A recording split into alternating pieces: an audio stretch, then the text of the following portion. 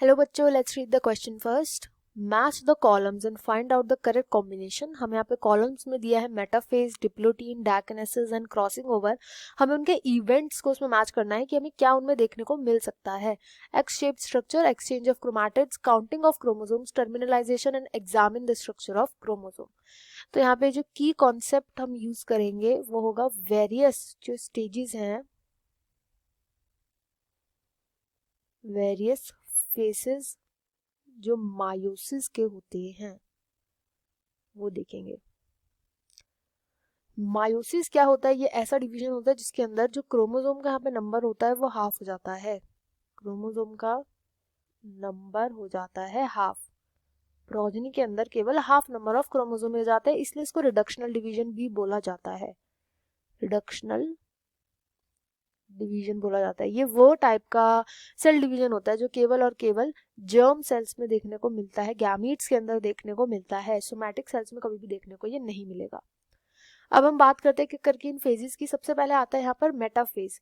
तो मेटाफेज होता है एक ऐसा फेज जिसके अंदर सारे के सारे जो क्रोमोसोम्स होते हैं वो एक इक्वेटोरियल प्लेट पर लाई कर जाते हैं, या फिर जो सेल का इक्वेटर होता है ना, इक्वेटर, उस पे लाई कर जाते हैं. सेल के इक्वेटर पे लाई कर जाते हैं, मतलब जो सेल होता है उसके बीच में लाई कर जाते हैं. ऐसे करके जितने भी क्रोमोसोम्स होते हैं ऐसे सेल के बीच में प्रेजेंट होंगे.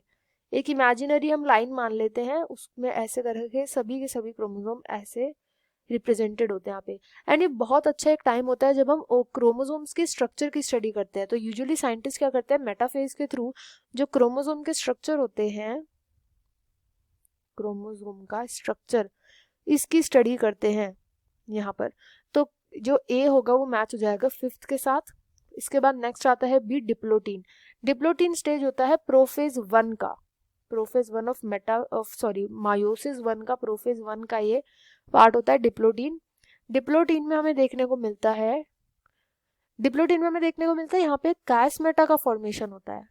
कायस्मेटा. अब कायस्मेटा क्या होता है? कायस्मेटा होता है कि जहां जहां पर क्रोमोसोम्स के अंदर क्रॉसिंग ओवर हुई होती है, केवल वो वाले स्ट्रक्चर आपस में कनेक्टेड रहते हैं. बाकी पूरा का पूरा होमोलोगस पेयर जो होता है ना, जो ये पेयरिंग जो होती है, सिनेप्सिस जो होता है, ये हट रहा होता है, डिसॉल्व हो रहा होता है, सिनेप्टोनिमल कॉम्प्लेक्स. बस वो वाले स्ट्रक्चर, बस वो वाले जीन्स जहां पर पेयरिंग हुई हुई होती है, बस ये आपस में साथ में रहते हैं. बाकी ये पूरा का पूरा स्ट्रक्चर जो होता है डिसॉल्व हो रहा होता है.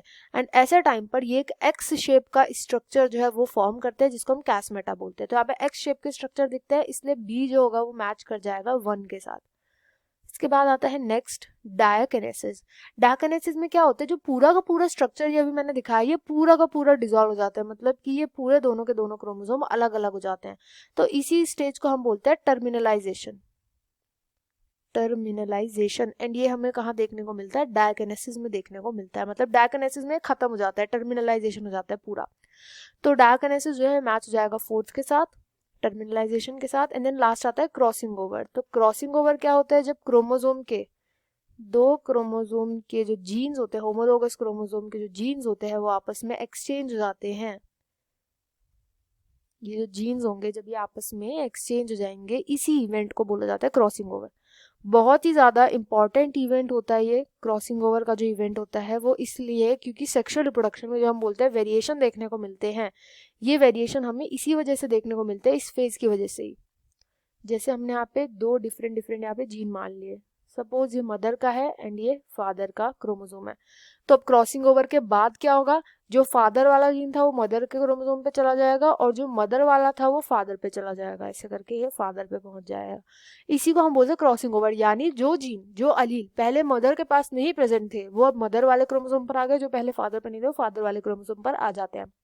एंड इसी को हम बोलते हैं क्रॉसिंग ओवर. ये मैच हो जाएगा एक्सचेंज ऑफ क्रोमैटिड्स के साथ, दैट इज सेकंड. तो यहाँ पर जो राइट आंसर है वो ऑप्शन बी हो जाएगा. I hope you understood well. Best of luck and thank you.